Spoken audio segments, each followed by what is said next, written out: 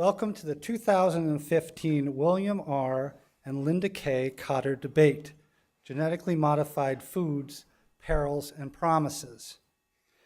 Please join me in extending a warm homecoming welcome to our special guest this evening, the former President and First Lady of Colby College, Bill and Linda Cotter.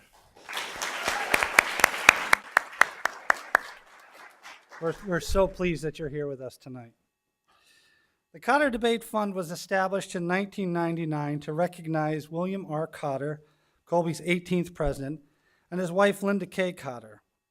As Colby's president from 1979 to 2000, Bill Cotter increased international study opportunities, made significant progress in diversifying the faculty and student body, more than doubled the library space, more than doubled the percentage of tenure-track women professors, and he certainly helped push Colby to the highest ranks of the nation's best liberal arts colleges.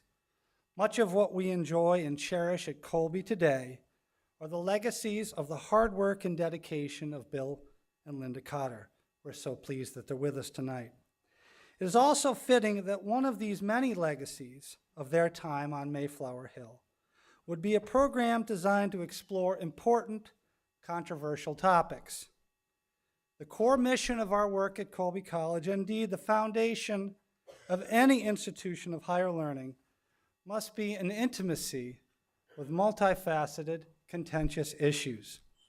Our goal must be to eschew preconceptions and knee-jerk assessments, and instead strive to peel back layers to reveal depth, complexity, and new understandings, and if nothing else, alternative points of view. Skepticism, remarked the famed educator and theorist John Dewey, is the mark of the educated mind. The path of least resistance and least trouble is a mental rut ready-made. Unfortunately, a gathering storm of forces seem to be deepening these ruts. Sharp political ideologies, the reemergence of a partisan press, the growing mistrust of science, the ability to filter out news and information that's inconsistent with our own beliefs, and perhaps even the sorting of friends, clubs, and neighborhoods based upon lifestyle, politics, and religious belief, and much else, underscore both the challenges and necessities of offering civil, substantive discussions on important issues, which we'll do here tonight. And that's the mission, indeed, that's the gift of the William R. and Linda K. Cotter Debate Series. The Goldfarb Center is so pleased to help bring these events to campus. Thank you for attending tonight's event. Please join me in welcoming the moderator who will introduce our guest, Assistant Professor in Environmental Studies and Associate Director of the Goldfarb Center, Gail Carlson.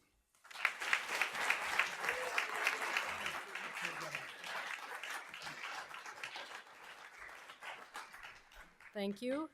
Good evening and welcome to the 2015 Cotter Debate. We're very excited about the panelists that we've brought in to discuss genetically engineered foods, which is a topic that the public is very interested in and indeed often confused by. The so-called GMO debate is often framed by a simple question: are GMOs good or bad? We believe that this question is far too simplistic and indeed unanswerable. It's simply not a yes or no question. The use of genetic modification in agriculture is a highly layered and complex issue, and we hope to use the Cotter debate to shed light on these complexities. What we hope for is an honest, reasoned, and respectful discussion of the perils and promises of genetically engineered foods. So the format for tonight's discussion will be first introduction, very brief introductions of the panelists, followed by opening remarks of precisely 7 minutes by each panelist that will summarize an overview of their views on genetically engineered foods and a little bit about why they think the way that they do. We've asked Steve Moose, one of our panelists, to go first and add to his remarks a very brief explanation of what genetic engineering is to try to get everybody up to speed on that. Then I will pose a few questions to the panelists that relate to the main sticking points in the debate, points that I believe the public is seeking clarification on, and after that, the panelists will be happy to take your questions. So without further ado, I would just like to very briefly introduce our 4 panelists tonight and let them speak to you. Stephen Moose is a professor of crop genetics at the University of Illinois, where he teaches courses on biotechnology and agriculture and conducts research on the genetics of maize and related grass species that are important global food sources and also sources of feed and biofuels. He previously worked on nutrient-enriched genetic GM corn at DeKalb Genetics.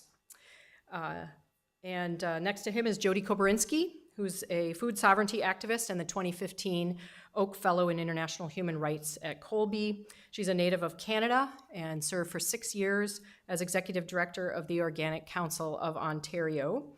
Her work now focuses on transforming the global food system into one that is sustainable and guarantees fundamental human rights. Next to her is Jodi Chambers, who directs the Program for Biosafety Systems at the International Food Policy and Research Institute, IFPRI, which is based in Washington, D.C. The Program for Biosafety Systems works with partner countries in Africa and Asia on the responsible development and use of biotechnology in agriculture. Jodi has also worked for USAID and in the private biotech sector. And at the end, we have Jonathan Latham, who is co-founder and executive director of the Bioscience Resource Project based in Ithaca, New York. And the Bioscience Resource Project conducts independent scientific analyses on the impacts of food and agriculture on human health and the environment. Jonathan is also editor of the online Independent Science News, and in the past he has done research on the genetic engineering of virus-resistant plants. So welcome to all of the panelists. And we'll start with Steve with opening remarks. Well, thank you. Thank you very much.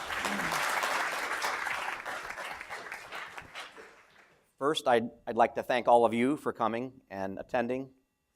Obviously, you're interested in learning more about it, and I'll try to do a little education. So I've been asked to give a little bit opening remarks and then a little bit of GMO science. So I think I'll first start by just telling you my story, my personal story. So I grew up on a small dairy in Northeast Ohio. We were organic before they called it such. So I understand integrated agricultural systems. I was interested in agriculture, and then I learned in 7th grade about this science called genetics, actually from a nun, a Catholic nun. I went to a Catholic school. And that really sparked my interest in new science and how it could be applied to agriculture, because I'll tell you, working on a dairy farm, it's a lot of work every day. I wanted to find a way where maybe I wouldn't have to work as hard or my children wouldn't have to work as hard. So that was my motivation to get into genetics. I went to Case Western Reserve University in Cleveland, Ohio. This was, I'll give away my age here, it was 1986. The first genetically engineered plant was 1983. So at Case Western, they actually had a new major called biotechnology and genetic engineering. And that was the major that it was in the biology major, but it was a concentration within that. From there, I went to North Carolina State and earned a PhD in genetics. And there I was studying corn and how corn develops, the genes that control how corn progresses through its developmental stages. From there, I went to the University of California, San Diego, and studied genes that regulate how the protein in the corn kernel is produced and how much of it is produced. And that related back to the animal nutrition, so back to my farm days. Then I spent 3 years at DeKalb Genetics Corporation, where my role was to improve the nutritional balance of corn for animal feed. During that time, Monsanto Company bought DeKalb, and so I've seen Monsanto from the inside, if you will. I know some of you probably heard of Monsanto. So I have a unique perspective on being in industry, and then left that company in 1999 to take my current position at the University of Illinois, whereas Gail mentioned I teach courses and do research in ag biotechnology. So my point is, I've been in this area for almost 30 years. I've seen the technology grow up as I've grown up, and so I think I can offer a unique perspective on why this technology is used, how it's used, and some of the impacts of it, which is basically my course. So now we'll get into a little bit of the science. I want you to remember 5 main points that I will make. I'll be brief about them, but I think there are 5 main points that hopefully will address a lot of your questions about GMOs. So first is, what is a GMO?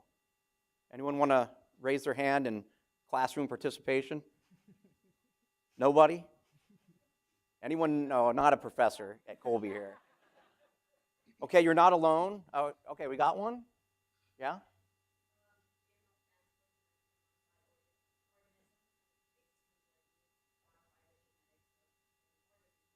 Okay, very good. If you want a little more information about the definition, I recommend you actually go to Jimmy Kimmel Live on YouTube. He actually did a little interviewing of people. What is a GMO? It's obviously humorous. It's Jimmy Kimmel. Another one would be Penn and Teller. If you know who Penn and Teller are, they've had some treatment of the topic. I bring this up because it's important to know what you're talking about if you're going to talk about it. And so that's the point, basically, of the Jimmy Kimmel, to give it away, is he goes interviewing people and they don't seem to really have a good definition of what it is. But you're right, it is a genetically modified organism. The term was actually developed by Greenpeace in the late 1990s, and it was an intentional term that was meant to be confusing and mysterious, because the goal there was there's a science that's rapidly advancing. Most people don't fully understand the science, and by using a term that is a little bit confusing, it raises questions, and that was the goal of the term. The reality is that GMOs, or genetically modified organisms, have a long history. So they're not a recent thing. In fact, I would say some of these flowers here are most likely a GMO in the broad sense, in that we have been genetically modifying organisms since the dawn of agriculture. And agriculture is like writing, a very fundamental element of human civilization. And just like as we have used different technologies to write over time, we used to use stylus and clay tablets. We'll fast forward, we then had the printing press. That changed how communication through the written form. Go to the 20th century, we have the typewriter. And now we have laptops and smartphones where we can type out communications. My point being that once a laptop is invented, we probably aren't going to go back to using typewriters. How many of you have a typewriter? Anyone? How many of you have used a typewriter? Okay, a few more. I remember having one as a child, but I don't think I'm going to go back to going with a typewriter. I'm going to use a laptop. My point being that as new technologies and innovations come out in a fundamental human activity, we embrace them and use them. It does take time. The typewriter didn't go out of style immediately. It took time to transition. So in agriculture and in genetic modification, we also have innovations over time. In the early days, it was I picked the best plants, I'd use their seed, hopefully I get the best in the next generation. And after doing that for, say, a few thousand years, the Mayans in Central America took a wild grass called teosinte and turned into what we call corn today, or maize. Maize or corn is a crop that does not exist or grow without human intervention. It is dependent upon us for its cultivation, just as we are dependent on it for nourishment. Many other crops are also genetically modified in that they don't exist in nature in that state, but we choose the best, most desirable characteristics, and we propagate those. So again, there's a long history of genetic modification, but now we have new tools to do it. And those new tools came with the discovery of DNA, recombinant DNA technology in 1973. Fast forward 10 years, then that technology was applied to plants for the first time. And here we are now about 30 years later, and we have many applications of that used in a variety of ways. Okay, so then the third thing I'd like to mention, so that's point number 2, is that GMOs have a long history. Point number 3 is, let's get to the nitty-gritty of the science. And I could spend a whole semester lecturing on the methods of biotechnology, but I want to leave you with one very simple analogy, and that stems from the typewriter to, say, the laptop. If any of you used a typewriter, what happens when you made a mistake? What do you use? How do you fix the mistake? White out. Messy. Maybe you have to change the ribbon sometimes. So point being, that wasn't a very efficient way to correct mistakes. Now you go to a laptop, how do we correct a mistake? If I type the wrong word, what do I do? Cut and paste. Maybe I have a spell checker. Point being, word processors are an advancement in how we edit text. So we can view the genome or the DNA of an organism as a big book, an e-book that's in a file. And if you're talking about a corn organism, that's 3 billion letters, G-A-T-C, in whatever order that is. What genetic engineering can do now is we can insert, copy, paste, change a letter, add a sentence or a paragraph. So we can think of genes as a paragraph and the words as parts of the gene that do certain things, and then the bases, the actual DNA letters, and we can edit those. And so that's what genetic engineering is, improving ways to do the word processing of the genome, to the point that now we actually can edit a single base, a single letter, and if that letter is really important to the meaning of the sentence or the gene, we can change the function of that gene. And that will be inherited in the progeny, in the next generation. So that's the simple analogy I'd like to leave you with, is point number 3 is the word processor, and that's what scientists do to do genetic engineering. Okay, then I'll call it point 3.5 here. I'll actually add one in very briefly, and that is, where do scientists come up with the edits? How do we know what to edit? It all comes from nature. Nature tells us there's an interesting gene in an organism. I'd like to have it in this other organism. As one example, there's the Bt gene, a very popular trait that's used in ag biotechnology. Bt stands for a bacterium called Bacillus thuringiensis. It's in the soil. It's found ubiquitously. It makes a protein that is toxic to certain insects. That protein has been mass-produced by fermentation and used as an organic insecticide for 50-plus years. So very safe use of this particular natural insecticide. Well, wouldn't it be great if, instead of having to spray that insecticide on the plants, that the plants could just make some of it on their own? And then only those bugs that eat and munch the plant will actually be impacted, instead of a spray which could affect all the insects, good or bad.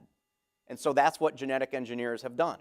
Taken the word or the paragraph from that bacterium, copied, inserted it into a plant genome, and now that plant can make that protein and fend off insects. That saves on spraying chemicals. It only affects the insects that are eating the plant, and that protein has no impact on us or any other higher organism. It only affects insects. Okay, so that's an example of where we get the genes from. We get them from nature. And there are many other examples of this. Okay, point number 4 would be that GMOs are very carefully tested before they're released. So if you're going to develop a GMO product, you will need to convince, in the United States, 3 different government agencies that it is safe to consume, safe for the environment, and won't cause a disturbance in agricultural markets. So those 3 agencies are the U.S. Department of Agriculture, the Food and Drug Administration, and the Environmental Protection Agency. And so if you want to know how they have done those evaluations, you just go to their websites, and there's volumes of information. It's not the easiest thing to pour through and get at, but the point is it's all out there, it's all in the public domain, and there's been extensive research done on these before they're released, and even after they're released, there's a post-market monitoring of them. And so because of that system, we have not had a single case of indigestion, illness from eating or consuming a GM product. There are some concerns environmentally around the use of the technology, but those concerns are not about GMO specifically. They extend to a broader use of technology in agriculture. So things like super weeds, where if we spray too much of a chemical, the weeds might become resistant. That would happen whether it was a GMO or not a GMO. And in fact, it happened in the 50s and 60s with the early use of herbicides. So again, the main point is that there's an extensive evaluation of these technologies before they're sold. And then the last point, very quickly, will be that there are numerous benefits to using this technology. There is a reason that most of the corn, most of the soybean grown worldwide, most of the cotton grown worldwide are genetically modified, because the traits that are there help farmers produce that crop for lower input. They save energy, they save labor, They save environmental exposure to chemicals in the case of the insect tolerance. And so because of these benefits, farmers have adopted the technology and used it on their farms and have increased their potential for both productivity and profit in some cases. So that's, I guess, the last point I'll leave you. We're just at the tip of the iceberg in terms of some of the first traits that have come out. Clearly, we're directed at the easy ones, the ones that would have the most impact for those who were developing the technology. But there are so many more things that we're going to see in the area of nutrition, environmental benefits, and so on. So I think with that, I'll leave you and let the rest of the speakers speak. Great. So my take on the conversation is obviously much different than Stephen's. I am not a scientist. I don't come to this conversation as a scientist. I come as a food sovereigntist to this conversation. So my orientation is systems analysis. And what I'm interested in and what the people involved in the movements that I belong to are interested in is asking, what is the problem for which GMO is the solution? And when we start with the question we're seeking to solve, as opposed to starting with the technology, having an application, we come up with an entirely different orientation. So, for example, we'll hear from Monsanto that, GMOs are there to feed the world. But I don't believe that the question we should be asking is who should feed the world. That's a production question. I think that the question facing humanity is not a production question. It's how do we end world hunger? And when we ask the question, how do we end world hunger, versus the question, how do we produce enough food for the number of billions of people we're projecting into the future, a whole range of solutions open up to us that aren't possible under the question, feed the world. If I ask the question, how do I end world hunger, sociology comes into play. The science of economics comes into play. Political power and who holds it comes into play. And by taking that systems approach to the questions that biotechnology purports to answer, we can look to less risky experiments than the one we're engaged in with GMO to find the solutions to those answers. You'll hear from a number of agencies, whether it's the UN's FAO or any number of civil society organizations, that we already produce more than enough food to feed the world. We produce enough calories on this planet today to feed the world through 2050. The issues then become much harder to solve because they're political and they're sociological. I had Raj Patel tell me at a conference once, he's a former World Trade Organization economist who came sort of over to the human rights conversation, and he said, if anybody in this room is serious about ending world hunger, we would all drop whatever conversation we're having today, and we would focus for the next 3 years on emancipating women across the globe. Because women in control of when they have their babies, women in control of the product of their own labor, do not allow the children they've had to starve. But that's a much more difficult conversation to have. And so I see the attraction of something like biotechnology to solve issues that are beyond the confines of production, because it's cleaner to say, well, we'll just allow the science to step in and fill the void. It's a lot messier to say, we're going to make sure that women and girls are respected across the globe. It's a lot messier to say, we're going to stop the land grab in Kenya and ensure that Kenyan farmers have access to their own land, their own seeds, and their own water. So I understand the attraction of the technofix that biotechnology offers inside of some very serious issues that we're facing, whether it's global warming, whether it's conflict that's restricting access to food. And I also want to start with saying that even though I differ in opinion greatly from Stephen and Jodi in the work that they do, I deeply honor and respect the work that they're both engaged in, because I think that we're all motivated by the same drivers. We want to see farmers make a living on the farms that they're farming. We want to see people accessing enough food to be healthy. So even though you will hear from me a very strong difference of opinion, it still comes from a place of deep honor and respect for what I think these two people are up to. And I think by having these kinds of forums, which I really welcome, often, we're in an echo chamber. I spend a lot of time in an echo chamber amongst a lot of other people who share the opinions that I do. And I know that Stephen probably experienced this, and Judi as well. So this is a really unique opportunity for us to put some cards on the table. And my intention is not to convince anybody in this room of anything. It's really just to give you some issues to think about, or some aspects on this conversation that might not have come across your plate before. The people who are operating from where I come from, who reject the commercialization, or what I consider the early commercialization of genetic modification, or I prefer actually the term genetic engineering to describe biotechnology, and we could spend a lot of time on semantics, but I will use GE and GMO interchangeably. And where the folks who come in my camp are coming from is that seed is life. Seed is not a packet of information. It is not just an arrangement of DNA. It is the embryonic stage of a life form.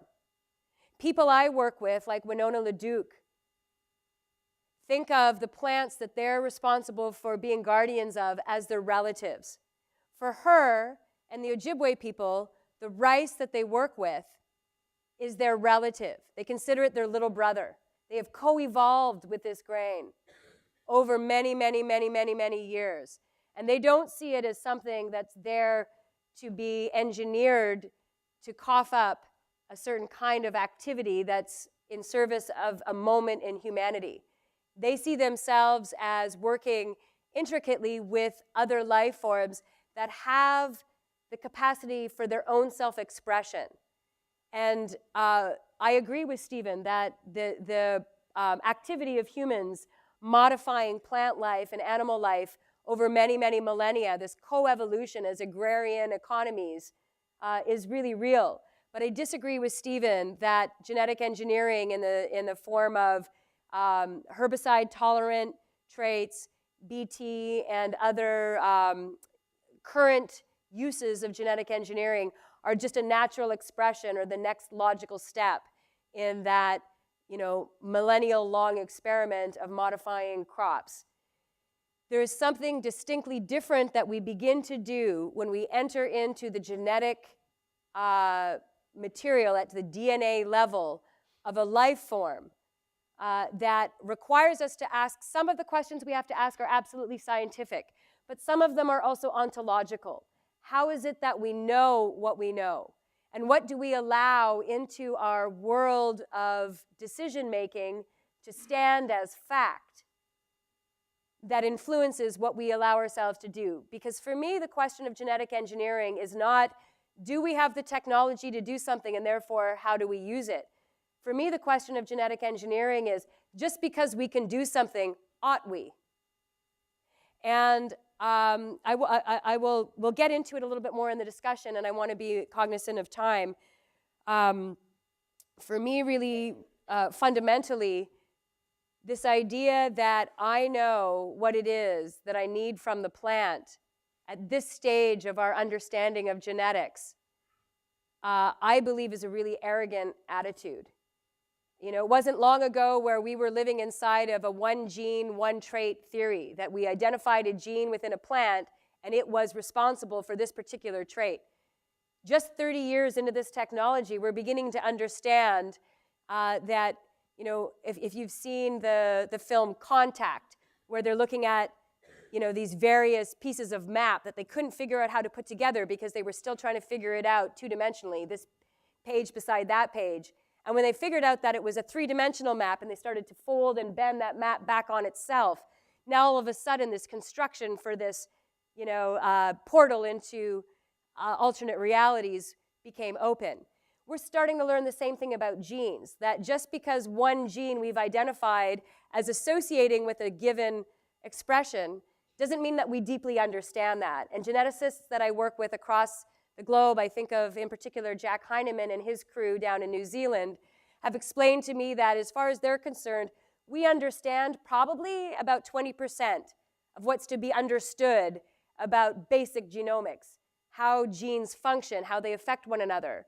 And so in my world, the risks that we are taking for the benefits, which up until now, certainly in the first 30 years of commercialization, have been construed specifically to the corporations who own and control this seed resource, as opposed to humanity in general. That the risks that we're taking to create that kind of profit and control for a handful of people are not worth it, given what there is still left to learn. So my personal desire is that I hope that Judy and Stephen and the people they work with are right about what we're up to. But I would like to see that we are being much more responsible to the rest of humanity and future generations by keeping these experiments in closed labs, in greenhouses, and really gaining much more information and answering some of the many unanswered questions. Stephen's introduction left us feeling like, everything's been answered, the safety's there. I don't totally disagree that the regulatory environment we have right now provides that level of certainty about what we're up to.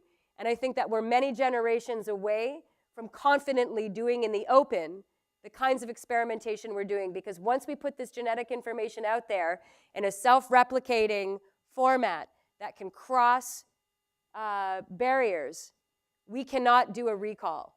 And if we look at the history, whether it's thalidomide, whether it's DDT, other very promising experiments of technology that we've played at, only to later realize the risks that were involved, we cannot do a recall on this one. And so it's my hope that we select as a culture to move much more slowly and pull this back in the realm of pure science and out of the realm of commercialization. There was an awful lot to think about in your statement. I know. It's very, very comprehensive. Thank you. Well, I will have a different opinion, of course, and I think it's good that they set the panel up this way. Yes. It's not just boy, girl, boy, girl. It's also different ideas and different thought processes. I'd like to first of all thank the Center for inviting me. It's really an honor to be here, to get out of the crazy confines of Washington and breathe nice fresh air again. I think we're going to have a very rich and multifaceted dialogue, and for that I'm really honored to be present. There's a lot of information about biotechnology out there in the hyperspace, a lot of it on social media.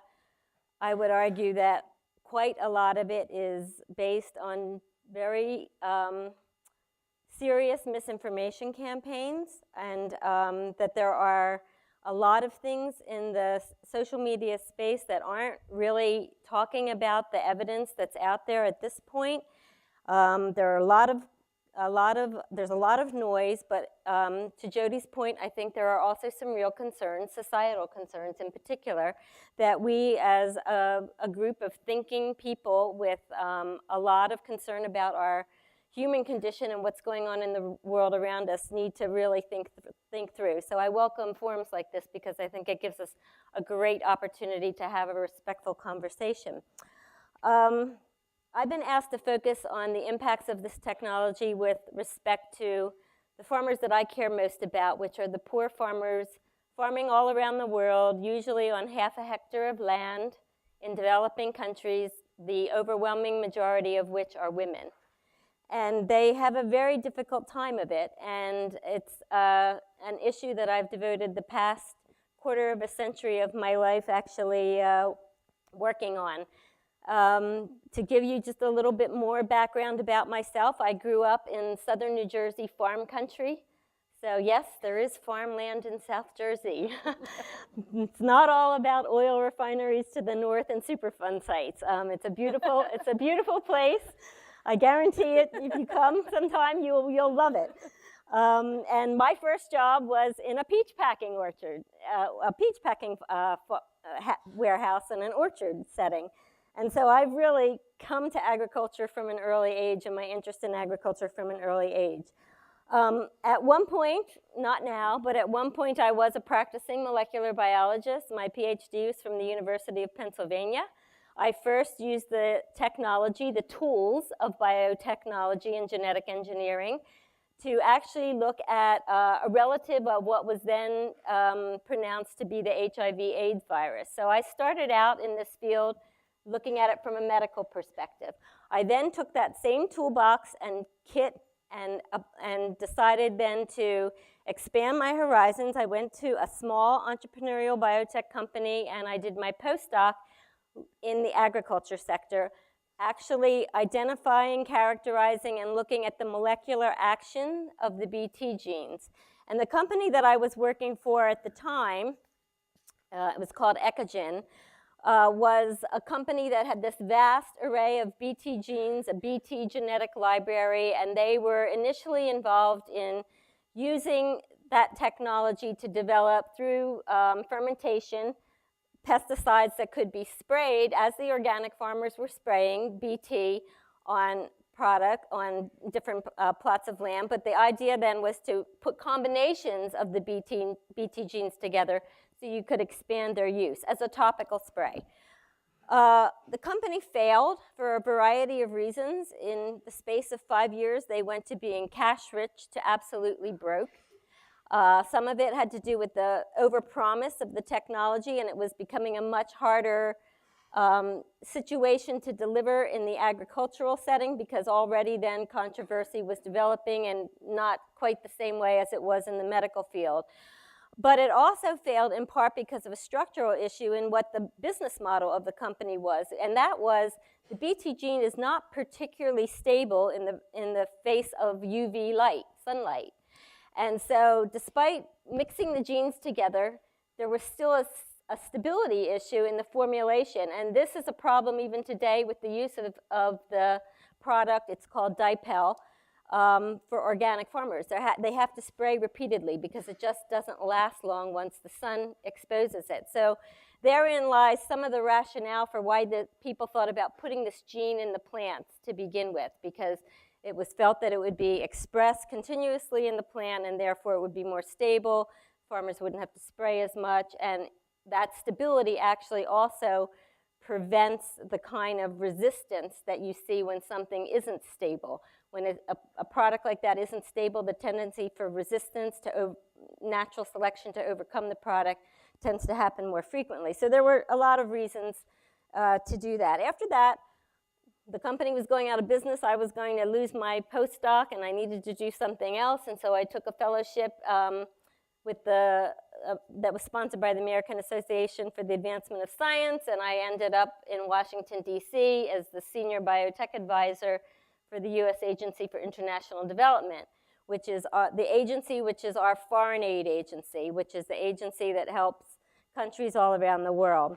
And it was at that point that I really got involved in looking at how this technology could be useful in the context of poor farmers, small-scale farmers all around the globe.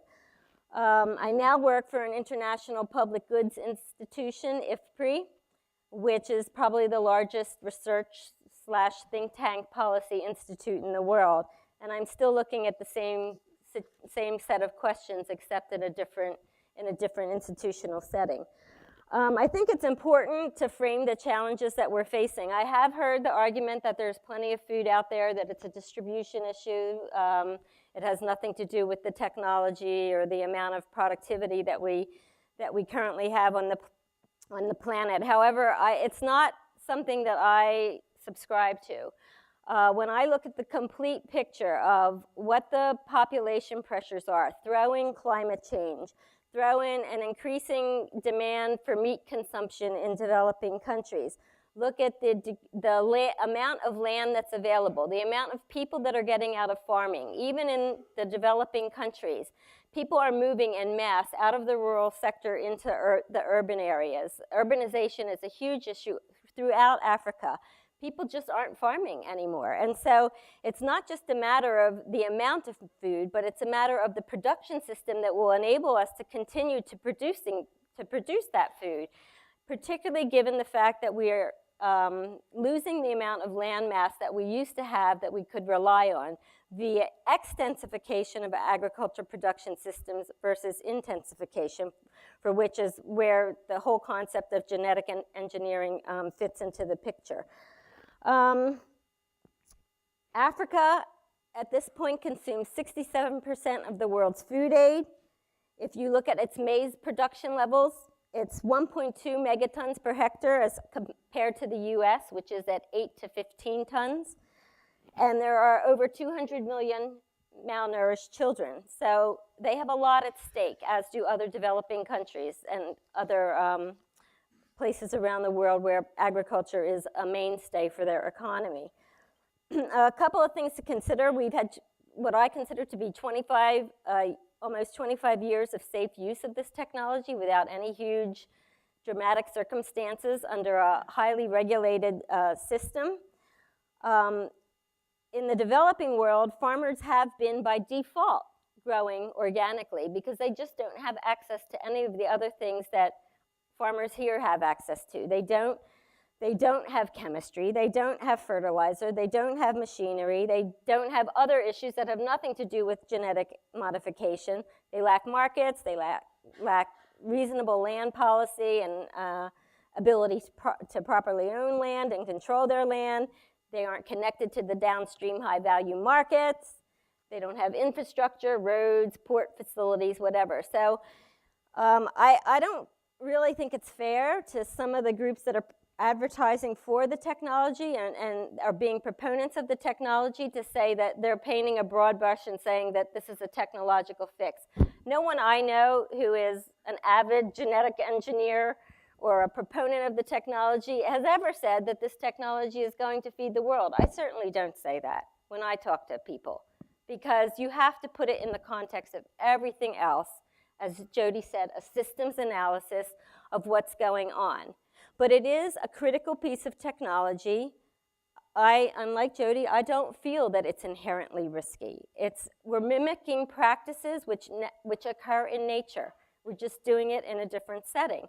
And so I don't feel that the risk for moving forward with 25 years of absolutely intense scrutiny, the most scrutinized agricultural technology on the history of the planet, I don't feel the risk for moving forward is equivalent to the risk for not moving forward, which is that we're running out of land.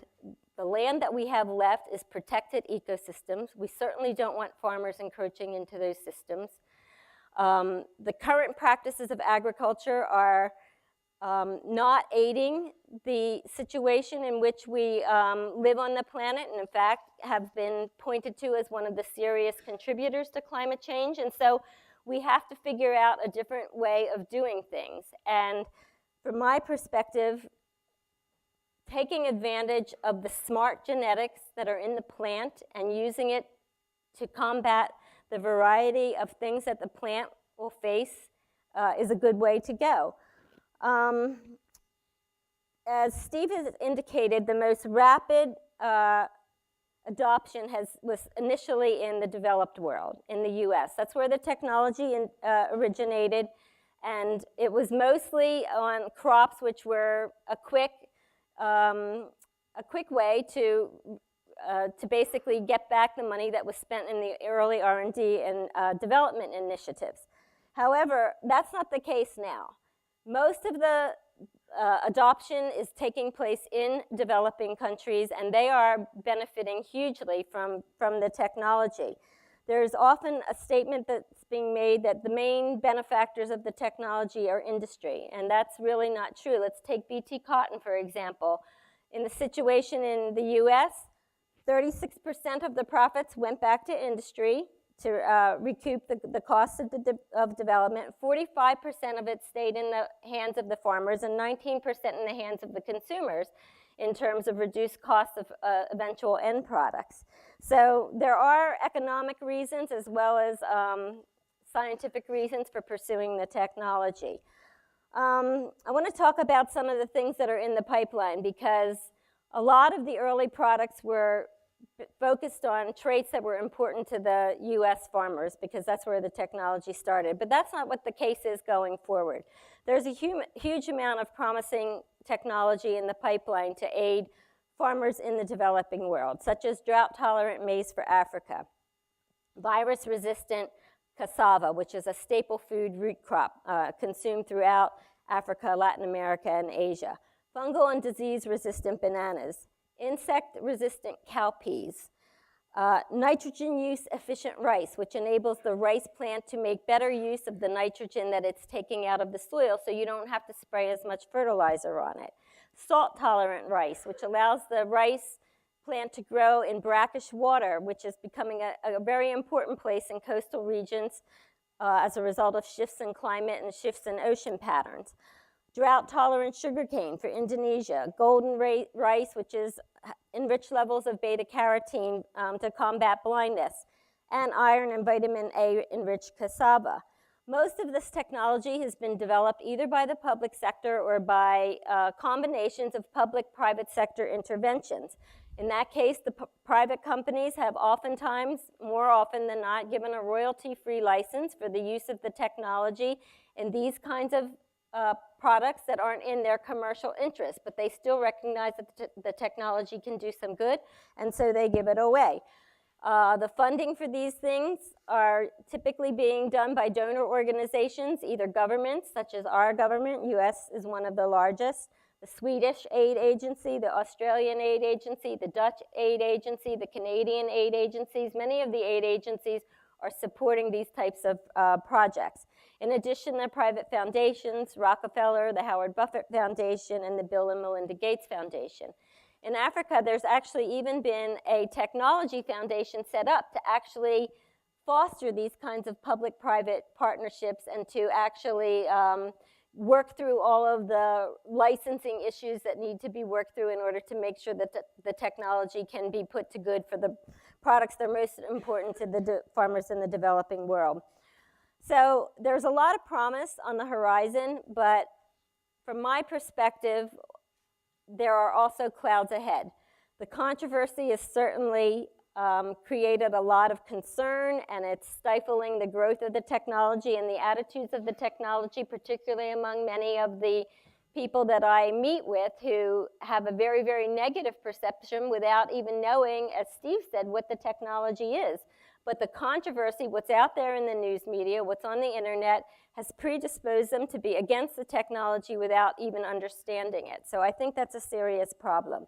There's a lot of political and social controversy about it. And so many of these promising technologies which are in the pipeline may never get out into the hands of farmers who could most benefit from them. And the third issue is that there is not too much, not enough regulation. From my perspective, the regulatory system has been overdone. We are regulating risks that do not exist at this point. I'm not saying that we shouldn't regulate the technology. I think we do need to regulate the technology because with any technology there are risks, and the purpose of a regulatory system is to allow the technology to move forward, but to make sure that you identify the risks. So that's why we have to regulate.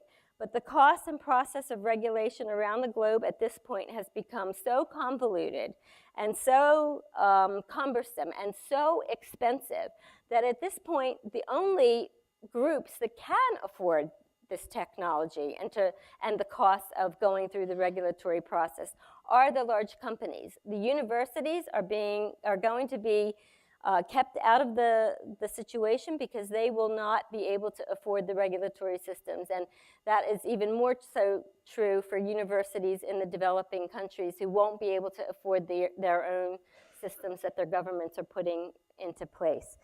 So there's a lot out there to think about, and there are a lot of concerns about the technology, but I think it's important that we make sure we address them as individual issues and not mix them all up and jumble the conversation.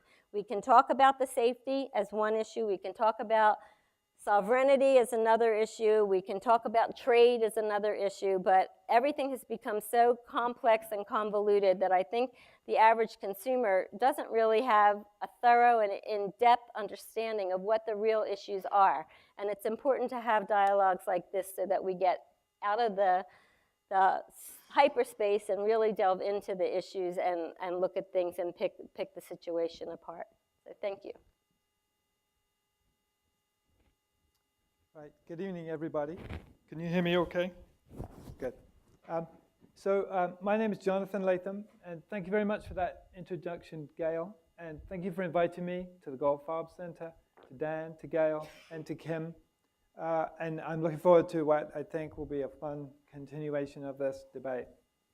Now, I didn't plan to say this, but I'm really interested to hear people go on about the regulatory burden of GMO regulations, in that the FDA gets involved in the regulation of GMOs to the extent of writing a letter to the companies, which basically is a single-page form letter. They have no dedicated scientists that do any research or any work on these technologies. They write the companies back a single letter that says, we acknowledge your interest in putting this product on the market, but we accept that you have assured us that this product is safe. That is all that the US FDA does, and I'm astounded to hear that anybody could argue that that was a regulatory burden. The second thing is that the US EPA only gets involved in the regulation of GMO crops when the company says that that crop is a pesticide. Okay? It has no other role in that regulatory process. So in the case of a herbicide-resistant crop, the EPA is not involved in the regulatory process whatsoever. In the case of USDA, the role of USDA is to determine whether that crop is a plant pest risk. So if the USDA can make an internal decision that that crop will poison you, it has no jurisdiction. Okay? It only decides on a single question of whether that crop is a plant pest risk. And considering most crops are not plant pest risk, they basically had no decision to make. Okay? So I wasn't expecting to have to say that, but I feel it's necessary. So I live in Ithaca, New York. As you can probably tell from my accent, I am British by birth. I run a small nonprofit, and I'm also the editor of Independent Science News, which is a website. But I also have a history of being a genetic engineer. So by training, I'm a biologist. I'm a generalist. But I also made GMO crops in the laboratory.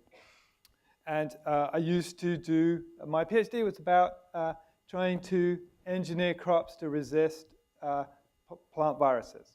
And so I worked on cassava viruses, I worked on tobacco viruses, and I worked on viruses that infect sugar beet. But I also studied the genetics of RNA biology. So I did animal research in part. And this was, I moved to the US and I worked at the University of Wisconsin in Madison. So, but I also have done research in some other areas of science, tomato ripening, fungal pathology, and also silage making. But my critical opinions about biotechnology originated really around the time of my PhD. So this is between 1991 and 1996.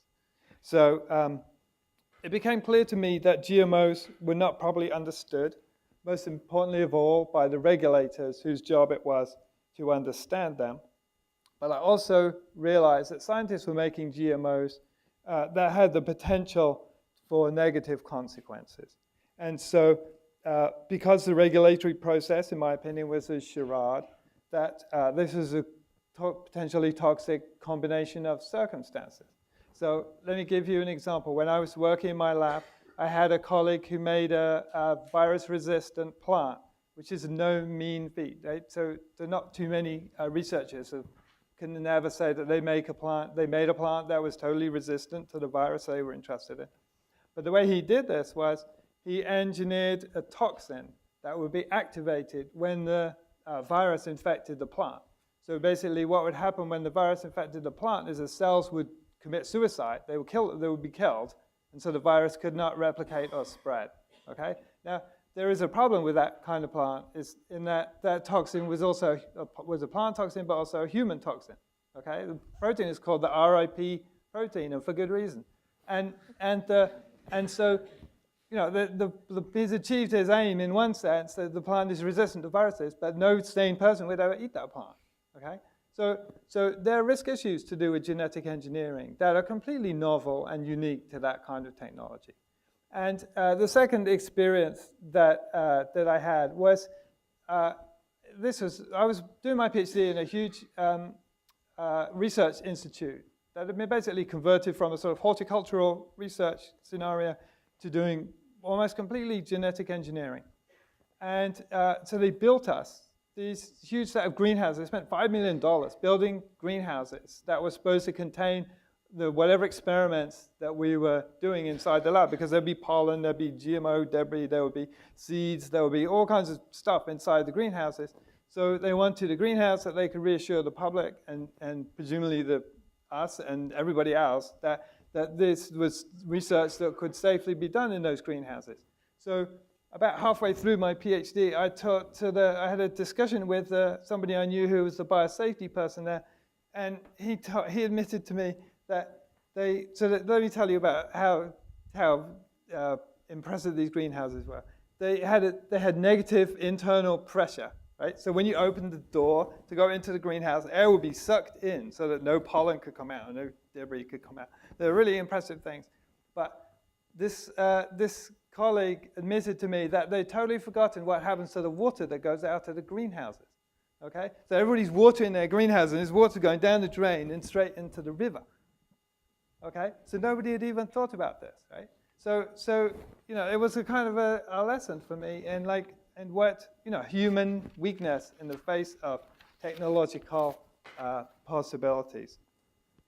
Now, I wanted to speak to something else too, as a part of sort of general thoughts, which are that I've been asked to talk today about genetic engineering. Right? Genetic engineering is not a science; it is a technology. So I wasn't asked to be a critic of fruit ripening or viruses, but of a technology. And the technology is a very different thing from a science. And I wanted to share with you my favorite definition of science, which comes from physicist Richard Feynman. So my favorite definition is, science is the belief in the ignorance of experts. And what he meant by that, he was a very successful scientist, right? And it's not an anti-scientific statement. It's the point of his statement is that if you do science and you want to have a research career, let me just do a quick thought part. Is anybody in the audience considering having a research career in science? They would like to do research, discover new things. Yeah, right? Okay, some people. So the fundamental belief system that you need to have that research career is that the scientists who came before you might possibly be wrong, right? That the theories that they've put forward, whether it's a theory of relativity or whatever it needs either some kind of major qualification, or it needs alteration in some way, or it's just fundamentally wrong. Okay, so you have to understand that, but also that becomes an important fact for the risk assessment of GMOs. And I'll talk a little bit about that. So many of you will be familiar with the famous central dogma of Francis Crick. Right? What he proposed in the early days of the discovery of DNA is that DNA makes RNA, makes protein. And but we now know, for example, that information, so his dogma was about the flow of information, that only flows in that single direction. But we now know that information flows in the other direction. We also now know, for example, that most RNA never makes protein. 99% of all the RNA in human cells, for example, never makes any protein at all. It just has its own information loops and goes around in circles and does stuff that have nothing to do with making proteins. So we have revised that theory in the last 60 years in totally fundamental, radical, and unexpected ways. So, but that provisionality of science is what has driven my understanding of what is going on when we think about the risk issues here. So what my experience of science has been is that the more you do it, the more you understand the limitations of science, right? You understand that people are biased. You understand that institutions are defective. You understand that scientific methods have specific weaknesses. And so what that leads you to is to a belief that our modern understanding, at any point understanding of the natural world is fragile, right? It can easily be broken. We can discover something that will shatter what we thought we knew.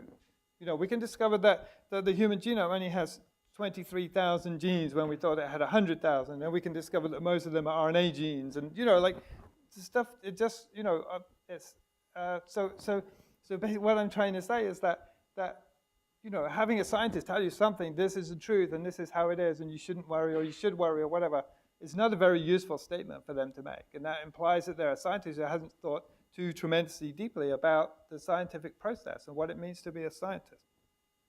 So, but the corollary to that, right, is that scientific consensuses have much less to do with facts and evidence, and much more to do with power relations, to do with money, to do with conflicts of interest, to do with social taboos, and so on. They're social constructs, right? That's how we come to these consensuses, not because there is some kind of solid body of evidence on which we can base these things. Sometimes there is, and in some small domains, there sometimes is, but there's also whole parts of science, which is often, you know, it's not the view of science that teachers in many ways like to present, because what are you going to teach the students if you're going to tell them that everything is provisional, right? It's not an easy way to teach science, but that is the case. So it's terrible, you know, it's great teaching for, you know, if you want people to understand, you know, biochemistry or whatever, you don't go so much into the provisionality. But if you want to teach students to be researchers,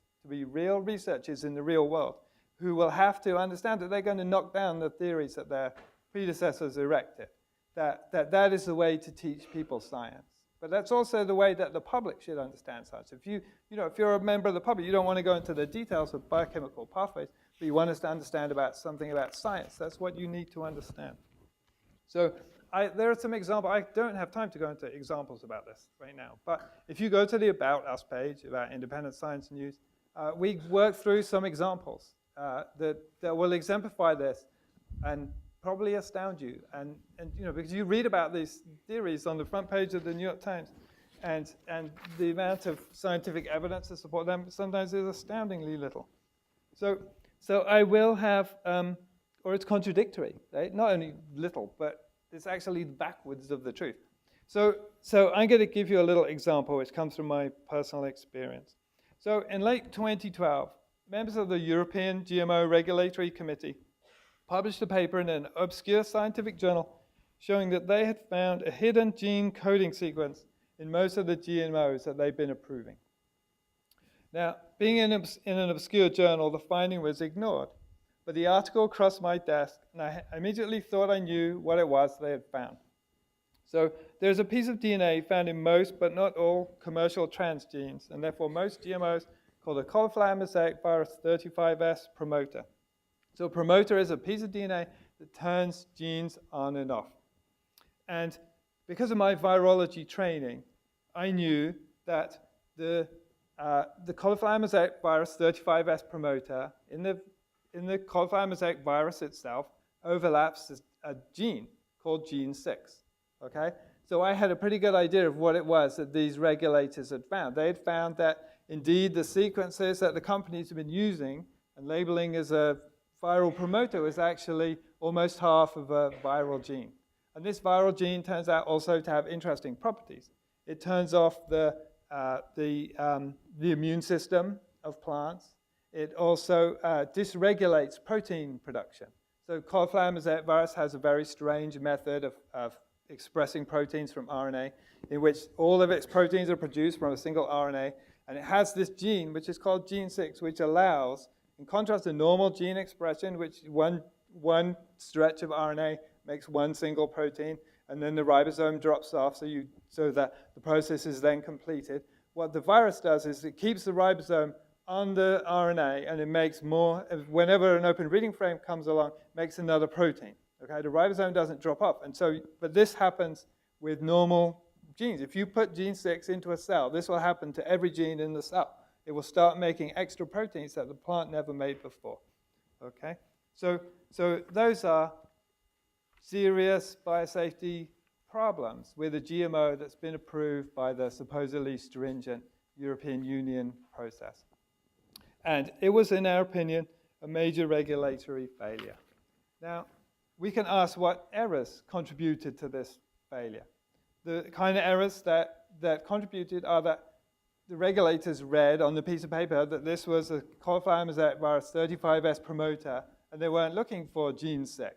Right? They didn't have a virologist who worked on their committee, or if they did have a virologist, it was an RNA virologist, and cauliflower mosaic virus is a DNA virus.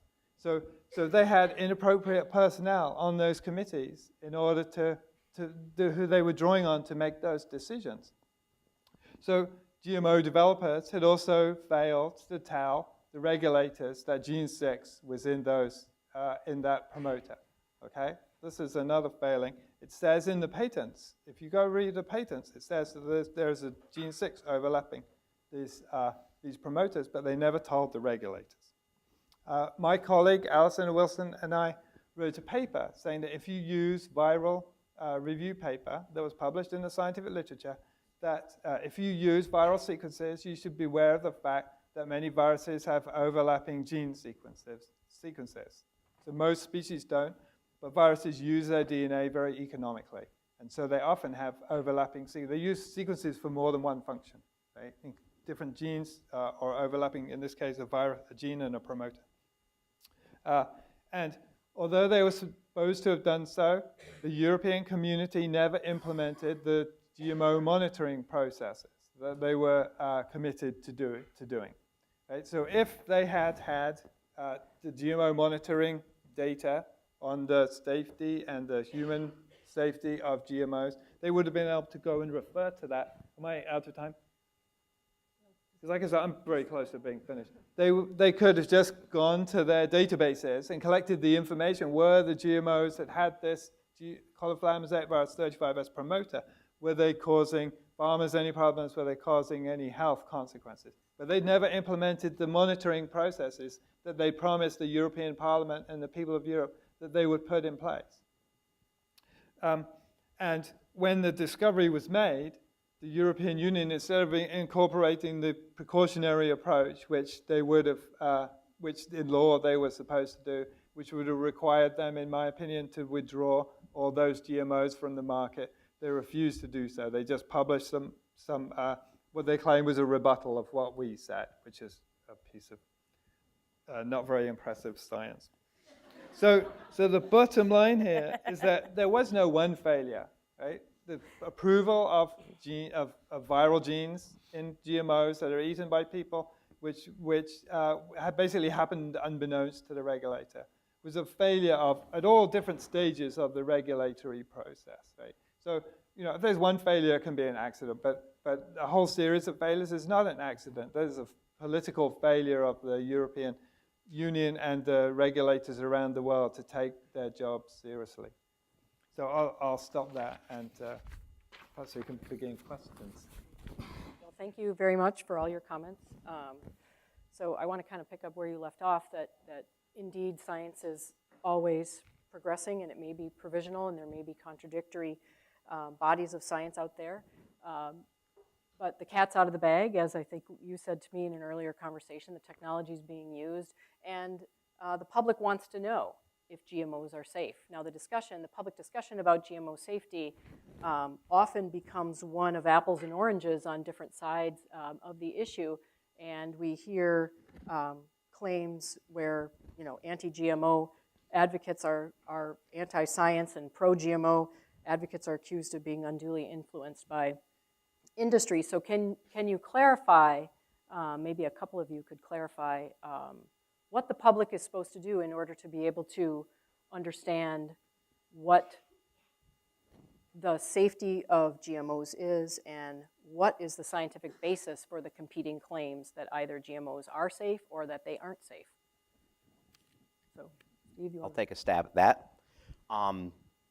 I assume, Jonathan, that you're talking about cotton, soybean, corn? Okay. Were these plants impacted in any way by this gene 6?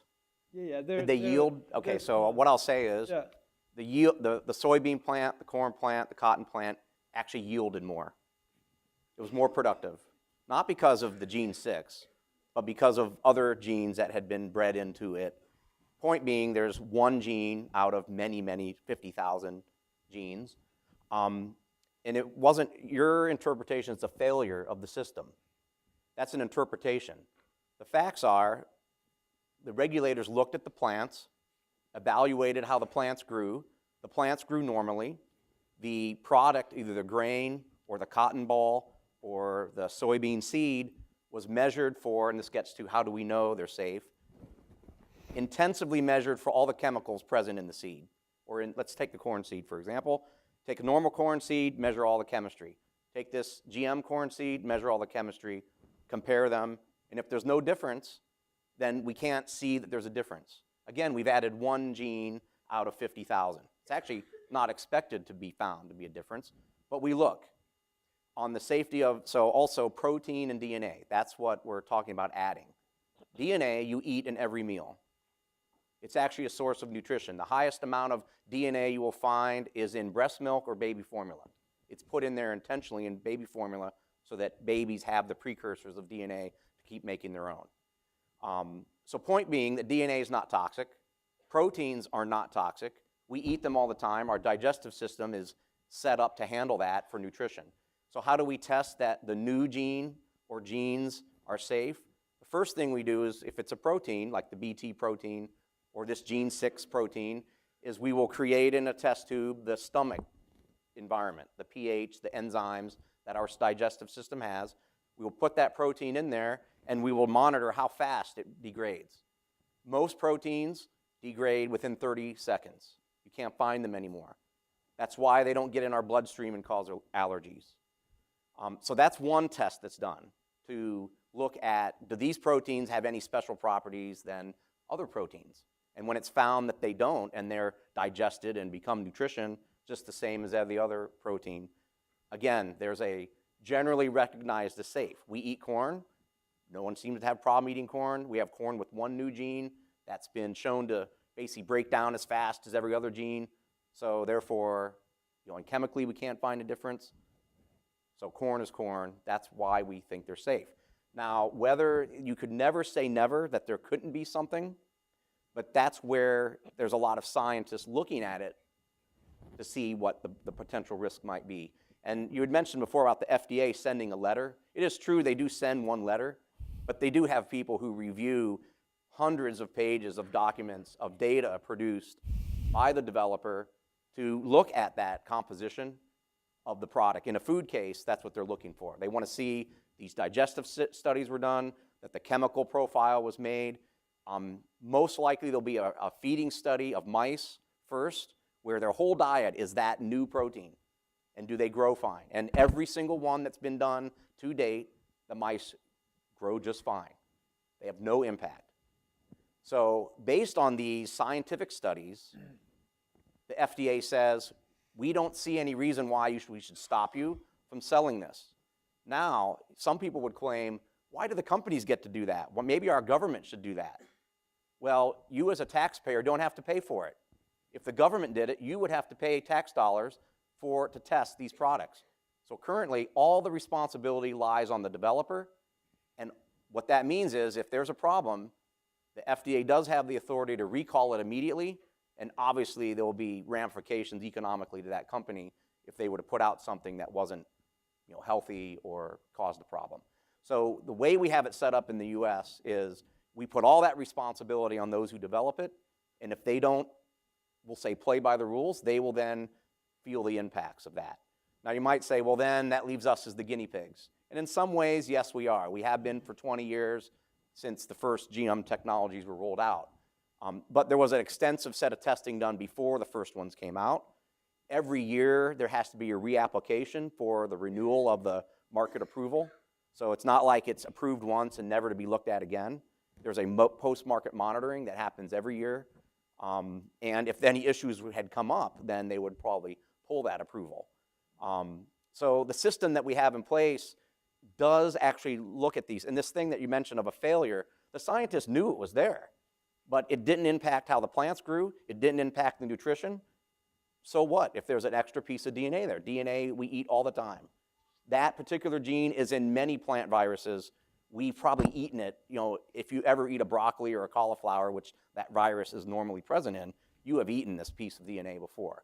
So again, we knew that it was there, but we're not concerned about it being an issue because we eat it all the time.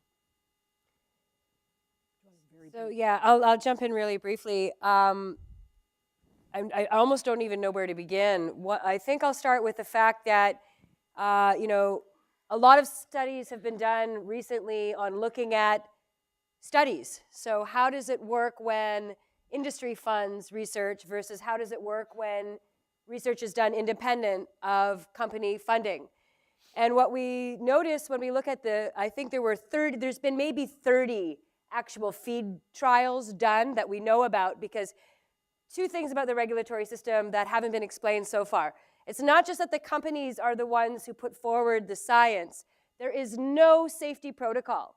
There is no agreed upon this rigorousness of science must be conducted.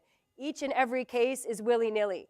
There is we can't look on one of the government websites in your country or mine and determine what are the criteria by which safety is assessed.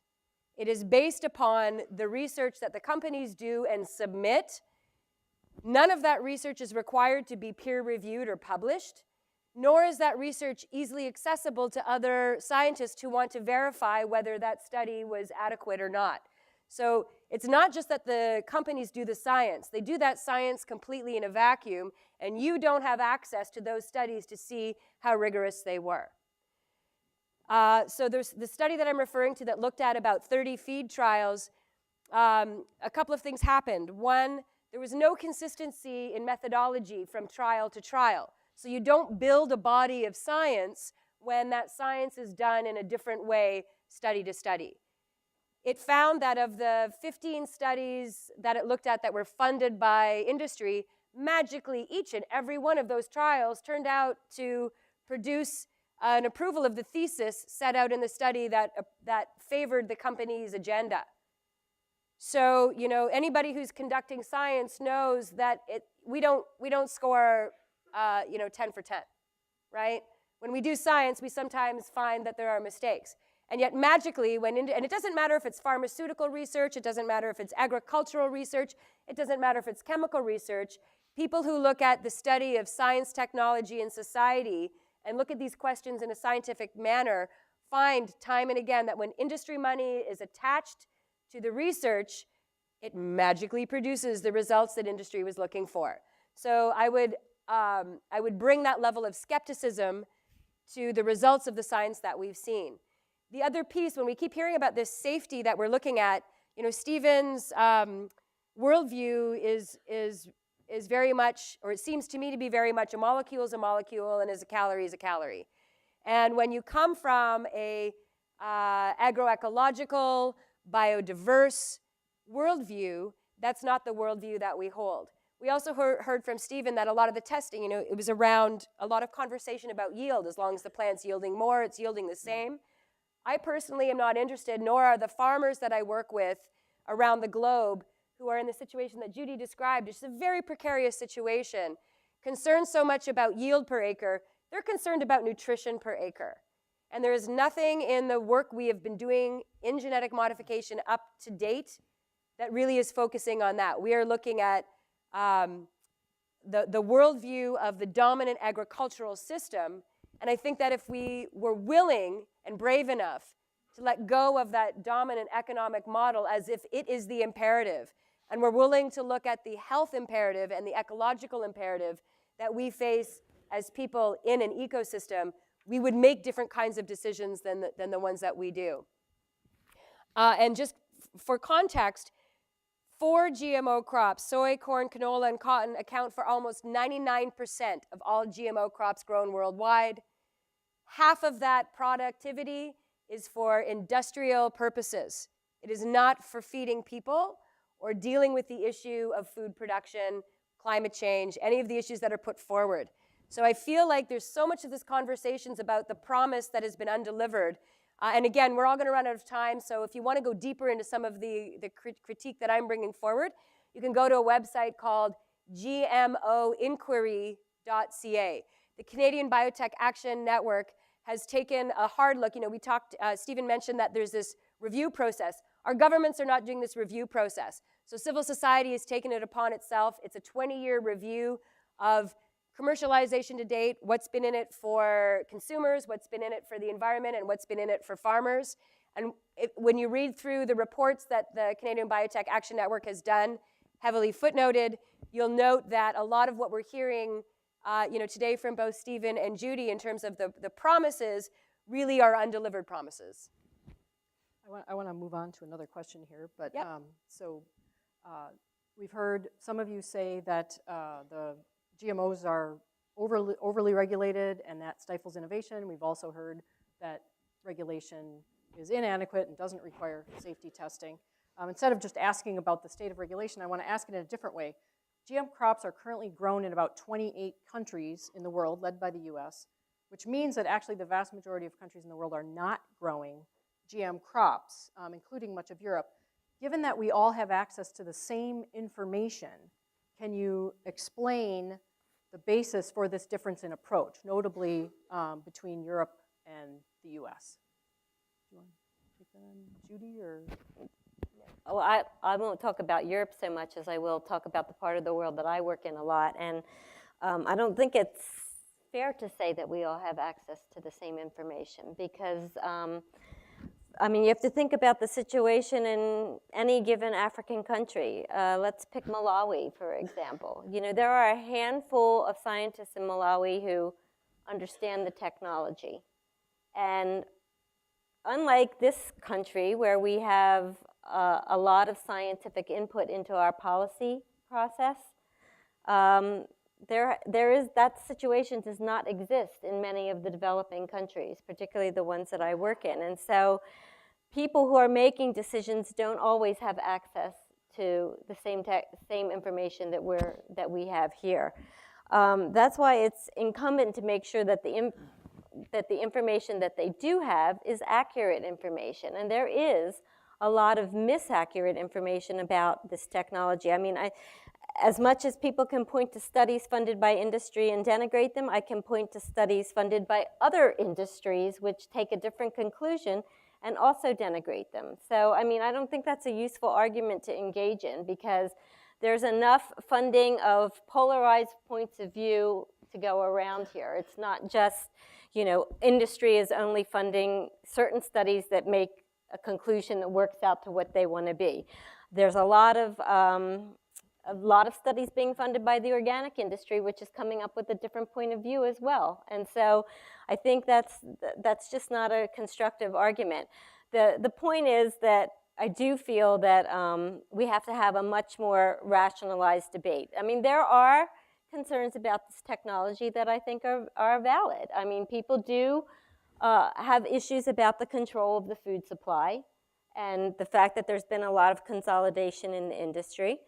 But you can make that argument for any industry. I mean, you can make that argument for the airline industry. You can make that argument for the pharmaceutical industry. You can make that argument for the telecommunications industry, for the computer industry. I mean, that is, to some extent, a factor of the fact that we're living in a globalized society and industry is, in general, becoming a lot less diverse than it used to be when our parents were growing up, and there is a lot more consolidation occurring. So I don't know if that quite answers your question. I sort of digress a little bit, but I think it's important to not get into a situation of saying industry is only funding certain studies, because I see a lot of stuff that's going on the other side as well, which leads to a different conclusion, and studies are manufactured to lead to a certain point of view. And at the end of the day, you end up with policymakers who are confused because it becomes a set of dueling points of view and points of position. And without a robust scientific community to really analyze things thoroughly on both sides of the equation, you end up with a lot of political interference, which is based on whatever particular vested interest is important for that day. You want to say a real quick response? I want to make sure we get to sure. the audience. There is an important issue here about the availability of information. You don't need to go to Malawi to find people lacking information.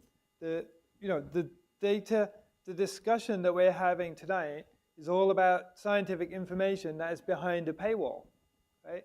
The public does not have access to the scientific literature, right? So we rely on institutions like the FDA, the USDA, the EPA, the European biosafety regulators to protect ourselves. And if they don't do a good job, then there's nothing that anybody can do about that. And but also if those organizations don't have the power, right? It's not true that FDA can order the recall of GMOs. That's simply not true. And it's also not true, it's also the case that companies don't even have to notify the FDA that they're putting a GMO on the market, okay? So we have regulators that don't regulate, who are completely unempowered to do anything. And so basically the system is completely dysfunctional, right? And the public cannot make up their minds under those circumstances. And instead become professional biologists and get a paying career with an institution that has access to the scientific literature. And that's a completely unreasonable expectation. I do want to get to some audience questions, so hopefully there'll be time for everybody Also to patient with us. weigh in on some of these things. There's microphones.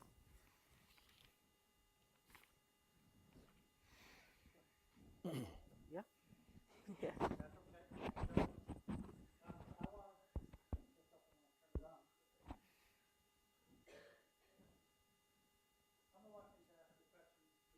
The students to be able to ask him. We're running out of time. But I got to tell you, I was very persuaded by an op-ed in the New York Times about 2-3 months ago by a Cornell scientist, Mark Linus, who suggested that the arguments that we hear against GMOs, the themes of the arguments against GMOs are very familiar. That there's subjectivity, there's bias, there's industry, there's all these forces, and they're very familiar. And his argument is that's exactly what those who doubt climate change are saying. And what he's saying is the scientific community has begged the rest of the world to believe the science. Why can't we do that with GMOs? Why can't, we get past this sort of its bias and its subjective. Why can't we treat this the same way climate scientists are asking us to believe the science? I can Say something quickly. just very quickly, just because there's been a lot of questions about the accessibility of the information around food safety and environmental safety. These are, I think, the two big issues that most people have. Go to the Biotechnology Regulatory Service at USDA. Okay, you can start on your cell phones right now if you want, or you can go to a website called www.cera.org. Okay, and these two places have all the information in gory detail. The most recent application for approval of a GM soybean was 730-some pages. I covered it in my class. I actually asked them to try to get through it all.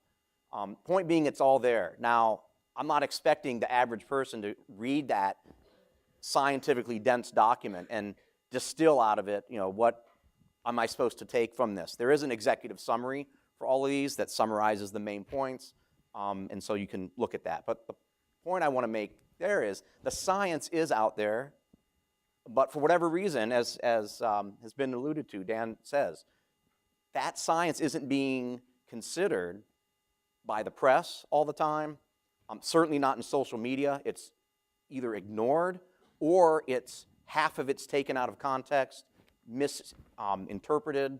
And then on top of that, there's this sort of emotional argument that's portrayed, the conspiracy theory, the big bad evil corporation.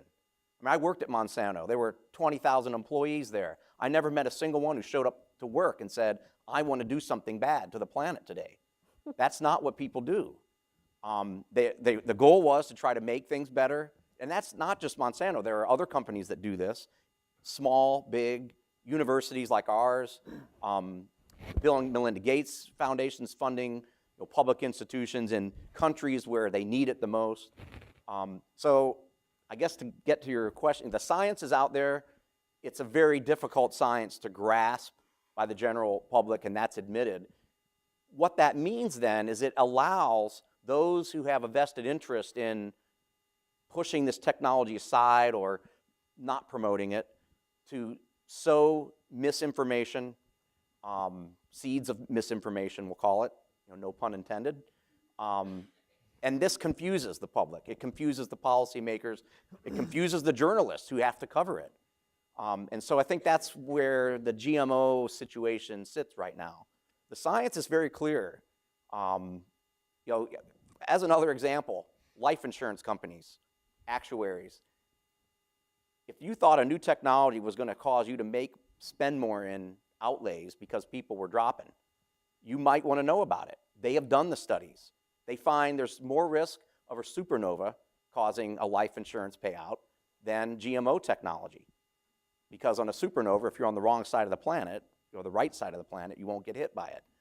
So, point being that the science is very clear on the risk. The measurement of risk is very clear. The management of that risk is a policy issue, and that's where the debate lies. How do we manage that risk that's very remote? As Judy said, I think that's what she's getting at when there's over-regulation, is that the risks that we know about and that we've documented over a 30-year history now using this technology are very low and remote, and therefore the management of that risk should be in proportion to the level of that risk. Obviously, I would disagree with Stephen on a couple of fronts. One, in terms of the insurance and actuary conversation, when you cannot directly associate a cause with an outcome, and all you have to do is ask why it took 40 years of tobacco science to draw the conclusion that secondhand smoke is an agent or a causational agent in lung cancer. We had that conversation in the late 60s and the early 70s, but it took us well into the 90s to get the science to align behind that. So when you're in the business, like an insurance company, of risk-benefit analysis, and you can look at an issue and say, I cannot directly trace consumption of this GMO to a specific outcome, in part because I haven't bothered to label the product, and so I have no sense of what my control is, that's a risk I'm willing to bet on in an economy. In terms of your specific question around climate change, Dan, with climate change, we have 40 years, 12,000 plus peer-reviewed studies that have been replicated in an observational science that we can look to, where we get 97% of the people practicing climate science who say that there's an anthropomorphic dimension. When we look at what's passed off as a consensus for GMO, what we get is a Pew Institute poll that shows 87% of scientists believe GMOs are safe. Those aren't scientists who are practicing genetic modification. They're not molecular biologists, and they certainly are not livestock nutritionists. Because when we ask the people actually directly involved in this research, we have a letter that was published in a peer-reviewed journal last January that 90 initial scientists, 300 scientists involved directly in this work have said anybody making the claim that we have enough information that what we're doing here is safe is overstating the case. I'm not here to say, nor are people on my side of the argument here to say that it is unsafe. What we are saying is that we do not have the information on hand to verify the safety claim that's being made. All right, let's move on to another question.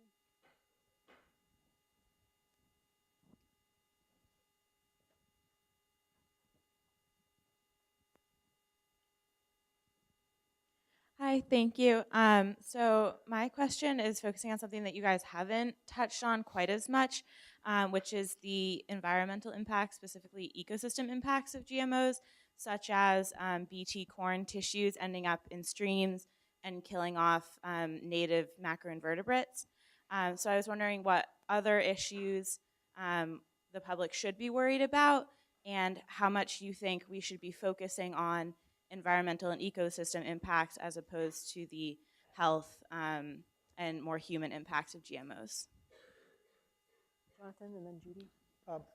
I think that the public should focus on those things very strongly. I mean, what we've seen in the time period over which GMOs have been adopted in this country is the disappearance of the monarch butterfly. Right? There are serious things going on in our ecosystems that are intimately related to the adoption of genetically engineered crops. And one of the misconceptions that's been perpetuated tonight that is damaging to this debate is that the Bt protein that is in GMO crops is the same as what organic farmers use on their crops. The protein that those organic farmers are using is a crystal, is a non-toxic crystal. Okay? It requires a lot of processing before it becomes an active molecule. What's being expressed in GMO crops is a soluble protein in its activated form, which means that it's much more toxic to non-target organisms than is the native protein.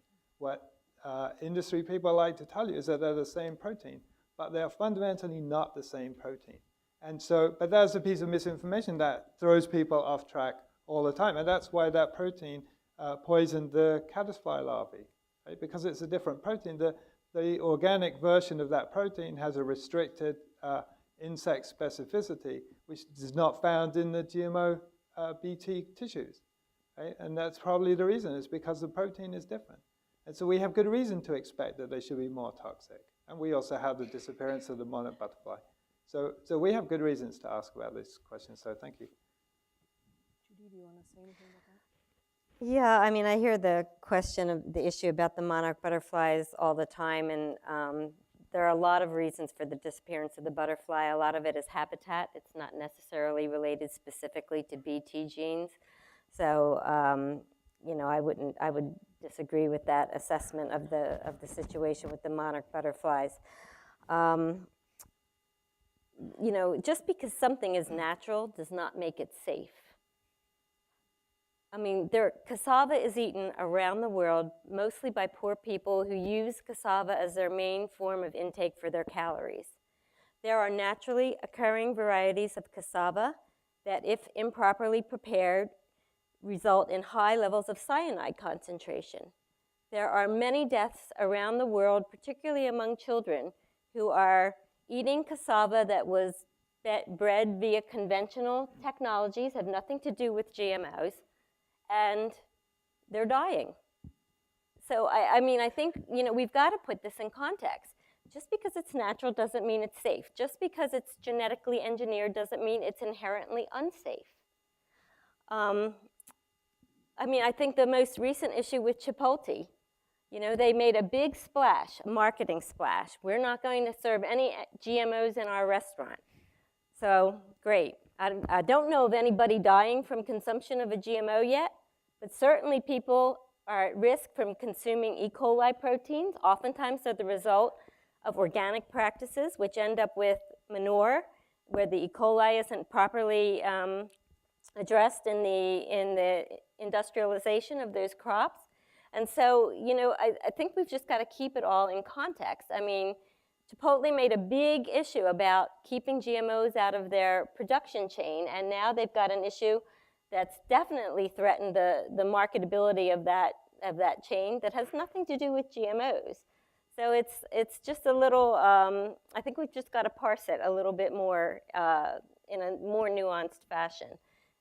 Safety isn't equivalent to natural, or vice versa. All right, maybe one more question. There's a lot of questions. We could certainly continue this conversation For a long once time. we thank people, but let's take one more question, and then if people want to ask, we can Sure. continue the conversation. So just on the topic of regulation, I guess, so it sounds like the current regulation scheme is set up so that if a company sort of screws up and creates a product that is damaging, they'll be at fault, they'll have to pay, but there's no government well, that's the idea, but there's no government regulations in and of themselves. And I guess the question is, if there were to be an adequate regulation system, whether or not this one is adequate, if there were to be an adequate regulation system, would it really fall on the companies for responsibility to check their own product and then say, hey, here, trust us, because there'll be economic fallout if they fail? Or should there be a federal, whether or not the system is too constrictive or not, should it be a federal system? I can take that. I mean, it is. Currently it is. Currently that already happens. So no company, despite what has been said here, will develop and release a product without a thorough review. It's only in their own best interests.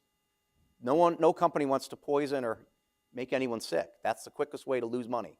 Unless they're a tobacco company. The tobacco thing, so it's actually a great point, because the science actually was very clear on the problems with cigarette smoke.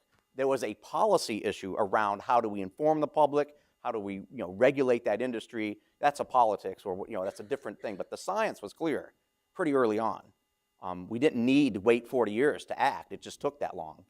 So this is again, there are the risks are very remote because of what is being done is new protein, new DNA. Those are inherently safe. So it's only when there's something about that technology that might create something we haven't seen before. And in that case, we haven't seen any of that. No company has yet to develop something like that, because they know first that the regulatory hurdle they'll have to clear is much higher. The FDA will look at things, and they already do. Just because what some people know about it, I mean, I don't know if Jonathan's ever had to submit a regulatory package. I had to do that as part of my job for the high lysine corn. There were hundreds of pages of laboratory practices and certain ways it had to be done. I mean, I could go in for hours about that whole process. That's why it's $100 million to get it approved through the government. No company's going to spend $100 million and then not make it. So there's a check right there on what they'll even do. There's a lot of good ideas that the companies have never carried out because they know that's going to be a very tough hurdle to cross to get it approved by the current regulatory system. It absolutely should be at the federal level, because if the rest of the world looks to the United States to do it the best, all the other regulatory systems in the world follow our precedent in a sense, because we have really the best science in the world on the topic. So it definitely should be federal, and that also helps assure our export customers and others around the world that these are safe products. Real quick rebuttal, Jonathan? So I have a quick point. So the high lysine corn is a perfect example. Right? What happened was the company developed this corn, and they got approval in the United States. They brought it to Europe, and somebody pointed out that if you express lysine in a crop, so it's if you express lysine as an amino acid in a crop, that when you cook that crop, you will create acrylamide. Acrylamide is a neurotoxin that companies are busy, fast food companies are busy trying to remove from their products. But the company spent, heaven knows how much getting it through the regulatory system. But the point is that companies will inadvertently produce products that will harm people. And there's no getting away from that. We've seen that in any number of industries. And so it seems ridiculous to argue the contrary. And secondly, we also know that the regulatory burden is not that high, because often when companies approve crops, they approve multiple ones at the same time, which many of which are not never reach the market. Right? So they're just approving these things because it's such an easy thing to do. So I can approve 5 different ones, and then if I choose to discard 4 of them and just approve the one of them, then I will do that. And so there's these numbers about what astounding amounts of money it costs to do a few trivial experiments are boggling to me. You're absolutely dead wrong on those statements. You're absolutely dead wrong. Just to clarify. We can talk about it afterwards, but he's dead wrong. What I'd love to propose is that if people do have questions, that maybe they can come to the front. Can I add just one quick thing? Let's just wait here. Yeah. I know it's getting late. People want to ask questions. Please come to the front, and I'm sure the panel would stay for a little bit and answer some questions, but I do want to recognize the time and thank our panelists very much, and also Bill and Linda Cotter for a great discussion. Thank you.